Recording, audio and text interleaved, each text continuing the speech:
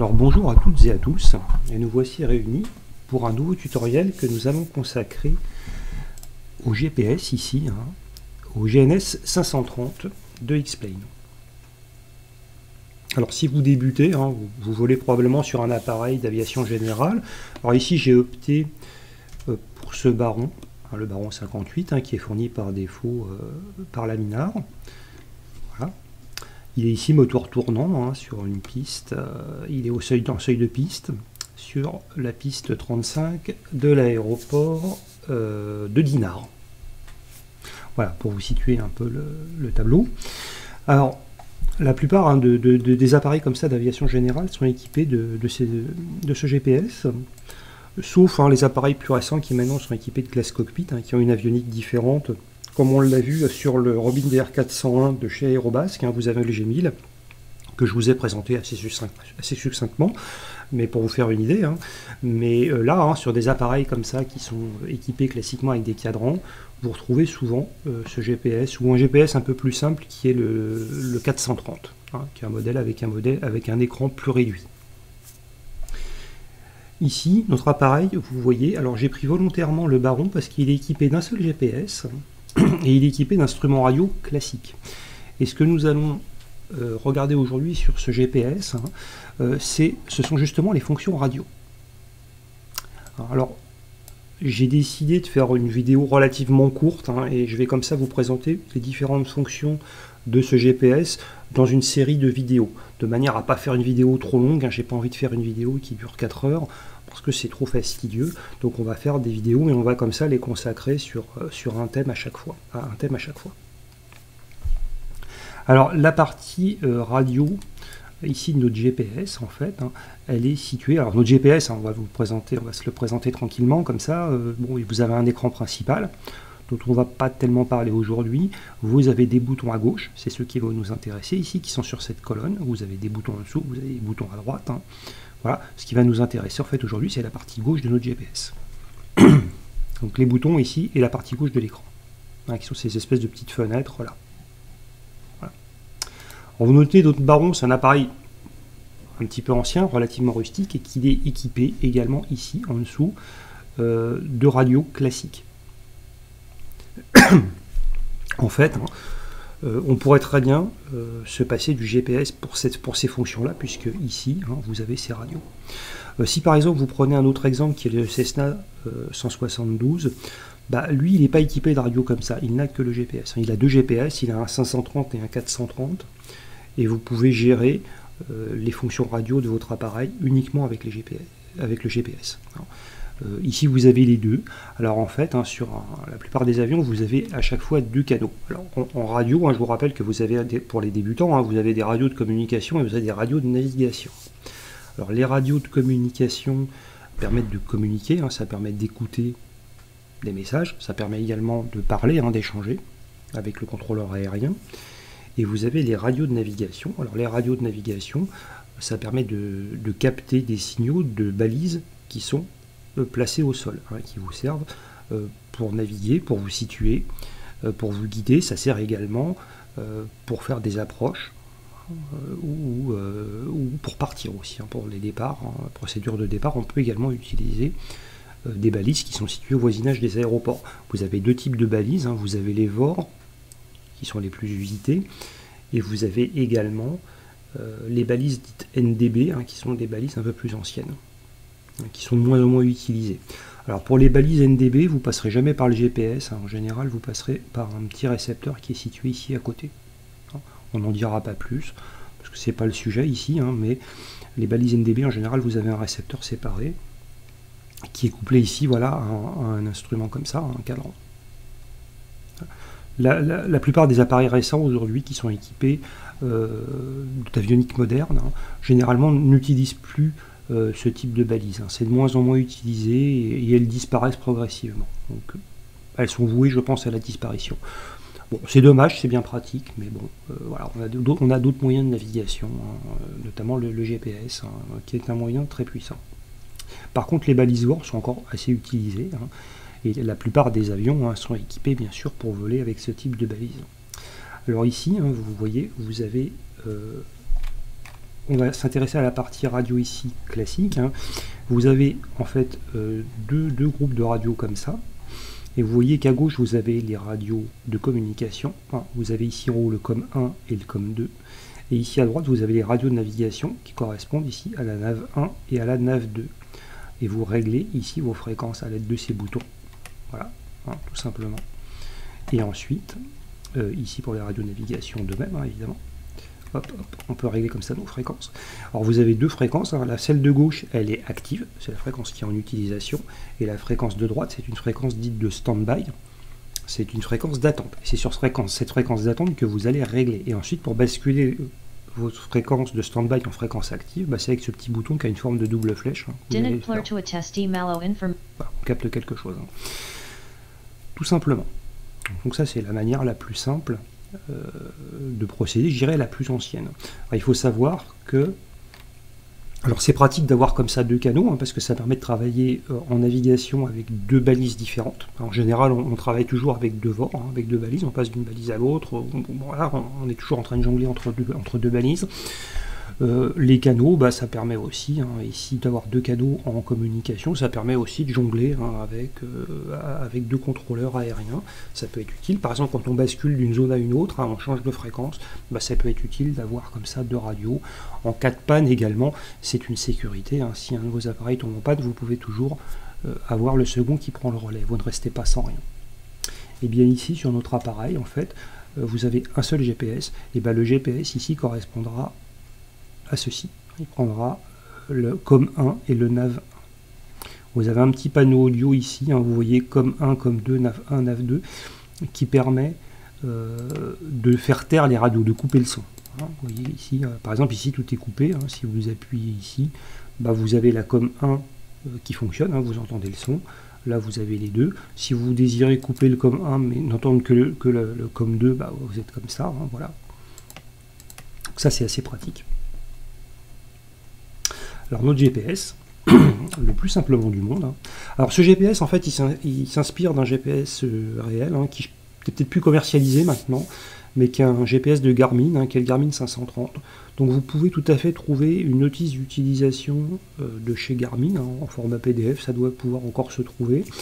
Mais il faut savoir que Laminar, en fait, n'a pas copié de manière rigoureusement identique ce GPS, hein, mais qu'il s'en est très largement inspiré, mais bien sûr il a été adapté aux besoins de la simulation.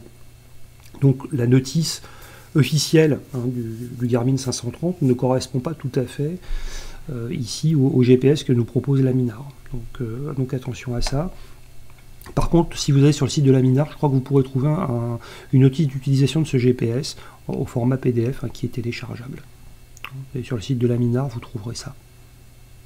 Voilà. C'est en anglais, mais c'est pas mal, hein, c'est pas mal fait, vous trouverez ça assez facilement. Alors ici, bah, vous reconnaissez, hein, vous voyez ici comme 1, alors VLOC 1 en fait, que vous avez ici, c'est en fait la radio, hein, ça correspond à la nav 1. Et vous allez voir que, alors on va essayer d'organiser ça, hop, comme ceci. Voilà, parce que les deux vont fonctionner finalement de pair. Alors, pour aller régler une radio de communication ici, un canal, bah, il suffit d'utiliser ce bouton ici. Alors, vous voyez ce bouton qui est noté comme lock. En fait, c'est ce bouton qui est situé ici, en bas à gauche. Alors ici, on le voit de profil, hein, en perspective, et vous voyez que vous avez deux boutons qui sont l'un dans l'autre, hein, qui sont concentriques. Vous avez un bouton ici plus large à l'extérieur, que vous avez ici. Alors, vous voyez, le curseur de la souris change d'aspect. Hein. Voilà. Grande flèche, c'est le bouton extérieur. Petite flèche, c'est le bouton intérieur ici. Et quand il prend la forme d'une main, c'est parce que vous avez un bouton poussoir. Donc ce bouton, il y a trois fonctions. Hein. Partie extérieure, une partie intérieure et une partie poussoir. La partie ici extérieure va permettre de régler les unités. Ici. Le bouton intérieur va permettre de régler les décimales. Et le bouton poussoir va permettre ici de basculer de COM1 à NAV1.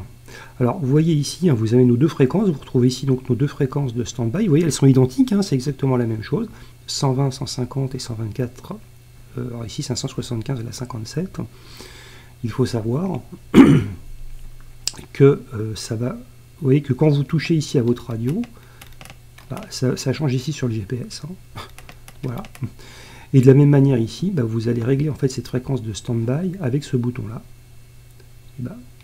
Quand vous changez ici, ça change ici également. Voilà, ça va de pair.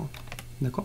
Et quand vous basculez ici, en fait, ici ça bascule juste là. Alors on va voir cette fonction-là après. Donc pour régler votre fréquence ici, il suffit d'aller ici, tripoter ce bouton.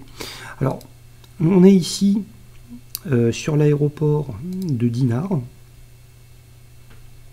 Alors de manière assez simple, si vous appuyez sur la touche M comme Mike de votre clavier, voilà, vous allez afficher la carte.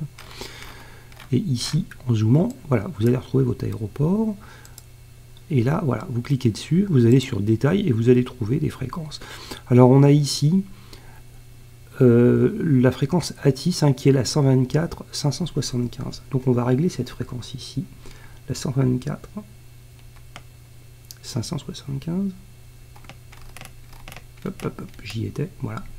Alors cette fréquence ici, c'est la fréquence de stand-by, vous voyez, qui est en inverse vidéo, elle n'est pas active. Pour la rendre active, il faut la passer en haut. Et pour ça, vous allez appuyer ici sur ce bouton qui est à la forme d'une double flèche. On pourra appuyer sur celui-ci, mais on va appuyer sur celui-là, on va utiliser le GPS. Et voilà, vous captez la TIS. On va la faire taire, on appuie ici sur COM 1, ça coupe le son. Voilà, ça va couper le son. Sous X-Plane, vous pouvez utiliser la TIS quand il est disponible. En ce qui concerne par contre des radios, pour tout ce qui est communication avec le contrôle aérien, ce n'est pas disponible. La TC se présente sous X-Plane comme ça sous forme d'une fenêtre. En fait, vous allez cliquer sur des messages, mais vous ne pourrez pas parler dans un micro. C'est pas possible actuellement. Par contre, ça sera utilisable si vous volez en réseau. Si vous volez en réseau avec des applications comme Ivao, vous aurez un contrôleur humain et là vous aurez le casque avec les écouteurs et le casque, enfin et le micro, et vous échangerez avec un contrôleur aérien. Donc vous pourrez tout à fait utiliser les radios. Alors là vous voyez, vous avez par exemple la tour, c'est la 120 décimale 150. Alors vous voyez ici, je l'avais réglé, elle est en stand-by. Donc vous pouvez tout à fait par exemple écouter le message de la TIS, et une fois que vous avez écouté ça, vous contactez la tour, il vous suffit de basculer la fréquence. Et là vous pouvez communiquer en théorie avec la tour. Voilà, une fréquence radio, ça se règle tout simplement comme cela. En ce qui concerne ici nos radios de navigation, si on veut capter un vol, alors vous voyez ici on ne capte rien. C'est extrêmement simple. Il faut régler cette fréquence-là. Alors pour passer de l'un à l'autre, vous allez ici, voilà, vous allez sur ce bouton-là.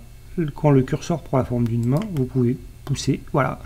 Et là, vous êtes en dessous. Et vous pouvez régler ici une fréquence. La fréquence d'un VOR. Alors par exemple ici, vous voyez, on a le VOR de Rennes-Saint-Jacques.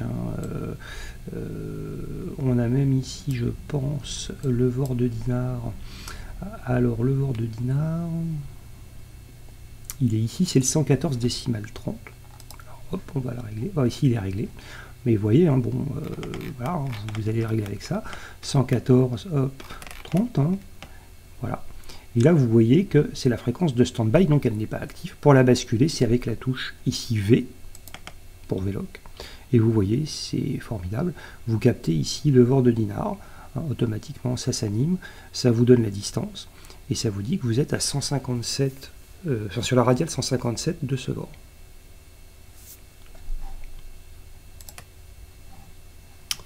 Voilà, une radio.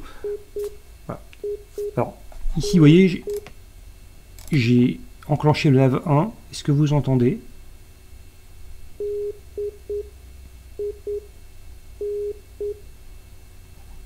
C'est l'indicatif morse de la station. Alors, vous pouvez le couper parce que c'est assez fastidieux d'entendre ce signal qui se répète sans arrêt, mais ça vous permet d'identifier. Ça correspond à quoi? Tout simplement en alphabet morse.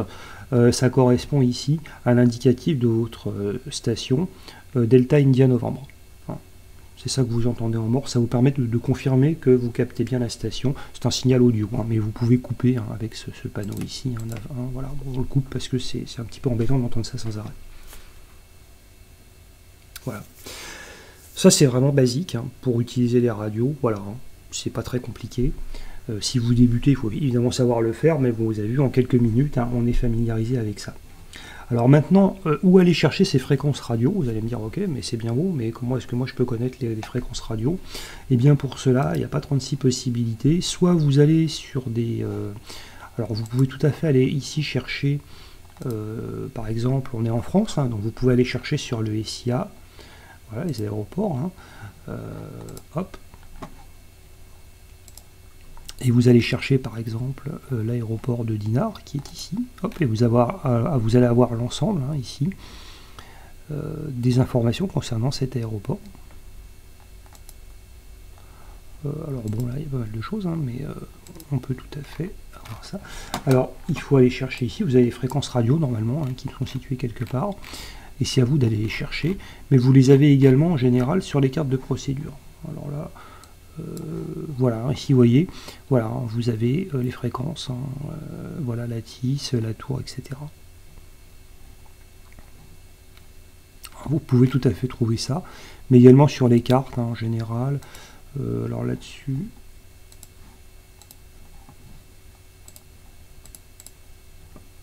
je sais pas du tout si vous mettez les fréquences. Là oui, vous avez la tisse, vous voyez en haut, hein. Après ça dépend des cartes.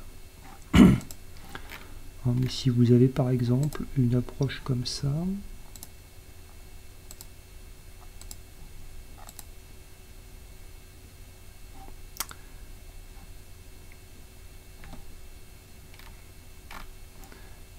bon là j'ai l'impression qu'ils vous la mettent, ils vous mettent pas là, non ils ne vous la mettent pas, bon d'accord, mais vous pouvez aller les chercher, hein, quand même. Vous avez des, hein, dans toutes ces informations là, vous avez ici, hein, vous avez des fréquences qui sont ici. Voilà, voilà. Vous pouvez également aller sur ici Sky Vector, hein, qui vous donne un certain nombre de fréquences. Donc vous appuyez comme ça, hop, vous suivez ce lien ici en bleu, et ça va vous afficher une page comme cela, où vous allez avoir tout un tas d'informations sur l'aéroport. Donc ça peut être utile, hein. Vous avez notamment tout ce qui est position, l'altitude, hein, le niveau de l'aéroport, et vous avez également ici, vous voyez, hein, vous retrouvez vos fréquences. Voilà, c'est une autre façon de faire. Vous avez également ici toutes les aides à la navigation, hein, situées généralement dans un rayon d'une cinquantaine de nautiques autour, hein. Voilà, vous avez également les aéroports les plus proches, les pistes, hein, vous avez un certain nombre d'informations, bon, ça c'est toujours pratique. Vous avez d'autres sites, hein, que ceux-là qui vous proposent bien sûr, hein, des informations là-dessus. Voilà, donc ces fréquences, vous pouvez les trouver relativement facilement. Bon, pour ça, si vous voulez vraiment faire entre guillemets comme un pilote, vous pouvez toujours aller sur des sites comme ça. Sinon, vous avez également donc sur la touche M, vous allez sur votre aéroport, hein, bon, et puis vous allez avoir également un certain nombre d'informations, notamment sur votre aéroport, hein. Vous allez avoir ici, par exemple, le QNH, les conditions météo. Alors, vous avez un résumé de Lattice, en fait, hein, du message de Lattice, et vous avez également, hein, les fréquences radio principales qui sont indiquées. Donc vous pouvez trouver ces fréquences ici. En ce qui concerne les balises, vous pouvez également aller cliquer ici sur les balises, hein, et vous voyez 114.30. Alors vous pouvez régler, une fois que vous avez affiché cette fenêtre, si vous avez réglé sur nav 1, automatiquement ça va vous régler. Alors évidemment ici la station a été pré-réglée, donc vous allez me dire que je triche, et c'est pas bien de tricher. On va brouiller. Ah, c'était pas le bon truc. Voilà, on va se mettre ici, on va on va brouiller un peu notre truc. Voilà, je l'ai déréglé. Hein, vous appuyez ici sur réglage nav 1. Voilà, 114.30, automatiquement ça vous le met en fréquence active, hein. Voilà. C'est une manière très simple de régler une fréquence avec le GPS, hein, simplement. Alors ça c'est évidemment pas très réaliste parce que le pilote dans la réalité il n'a pas cette petite carte, hein. Mais en simulation vous pouvez faire comme ça si vous voulez pas trop vous casser la tête, hein, c'est bien pratique. Au demeurant, le GPS vous permet de le faire. Alors je vais vous donner quelques petites indications supplémentaires parce que c'est quand même assez pratique. Voilà, on brouille ici nos fréquences, hein. Et vous allez ici utiliser ce bouton situé à droite. Alors c'est le même que celui-là, il fonctionne de la même façon, mais il n'a pas les mêmes fonctions. Et vous allez aller sur le bouton extérieur. Et vous allez, avec la souris, faire deux coups, hein. Hop, deux petites choses comme ça, deux coups de souris. Et vous allez aller sur ces pages ici qui s'appellent les pages Nearest, hein. Donc ce sont les points les plus proches. de par rapport à votre position actuelle. Généralement, ça se situe dans un rayon d'une 50aine de nautiques autour de votre position. Et ça vous affiche alors, un certain nombre de choses qui sont très très utiles. Alors notamment ici, vous avez les aéroports les plus proches. Alors ça, je vous le détaillerai plus tard, hein, donc je ne vais pas trop m'étaler là-dessus, mais on va aller directement à ce qui nous intéresse aujourd'hui, c'est-à-dire la radio, l'aspect radio. Alors, vous avez ici en bas, vous voyez, ces espèces de petits, dans la zone bleue là, vous avez ces espèces de petits rectangles. Ben, c'est en fait le nombre de pages hein, qui sont disponibles. Donc vous voyez ici dans ces pages Nearest, ben vous avez 5 pages. Et pour passer d'une page à l'autre, ça va être avec le bouton intérieur. Alors toujours avec la molette de la souris. Et vous voyez ici, hein, vous avez les aéroports les plus proches. Hein. Là vous avez les intersections les plus proches, ce sont les fixes, ce sont des points. Vous avez les NDB les plus proches. Alors ici vous voyez les balises NDB les plus proches avec leur distance et leur fréquence. Et vous avez également, et c'est ça qui va nous intéresser, vous avez les VOR les plus proches de votre position actuelle. Donc ça peut être très utile hein, quand des fois on a besoin d'eux. Et vous avez notamment, par exemple, le VOR de Dinard, vous voyez, il est ici. Vous avez le VOR de Rennes, de Jersey, de Guernesey, je crois, etc. Alors, vous allez me dire, d'accord, mais j'en fais quoi? Parce que là, évidemment, si vous cliquez à la souris, ça ne marche pas. Hein. Il faut appuyer ici sur le bouton push, hein, voilà, sur le bouton central, vous appuyez dessus, et vous voyez ici, ça vous met ça en inverse vidéo, et ensuite vous allez naviguer avec vos boutons crantés, là. Et si par exemple c'est le VOR de Jersey qui vous intéresse, vous pouvez tout à fait aller sur la fréquence de ce VOR, voyez, et vous allez faire entrer.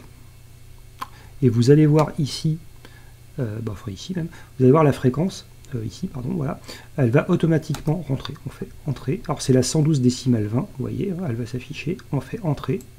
Hop, 112 décimale 20, il vous l'a mis automatiquement en stand-by. Et vous pouvez directement la mettre en fréquence active. Alors là, évidemment, à cette fréquence, le VOR ici, on est au sol, hein, on a une quarantaine de nautiques, et on est au sol, on ne le capte pas. Il faudra être en l'air pour pouvoir le capter. Là, le signal radio ne nous parvient pas. Alors je vous rappelle, hein, c'est un signal radio ici hein, que vous exploitez, c'est pas le GPS, hein, c'est la fonction radio, donc c'est vraiment le signal radio de la balise hein, que vous recevez. Vous ne passez pas du tout par les satellites. Hein. Voilà, donc là on ne capte pas, mais si par exemple le VOR de Dinard, le VOR de Dinard il est sur l'aérodrome, donc on devrait le capter, hein, donc si avec notre petit bouton ici on va dessus, si vous faites entrer, le 114.30 va rentrer, hop, voilà, on le bascule en fréquence active. Et là, vous voyez, hop, on recapte à nouveau, le signal du VOR de Dinard qui est situé à 0,5 nautique, hein, il est juste à côté.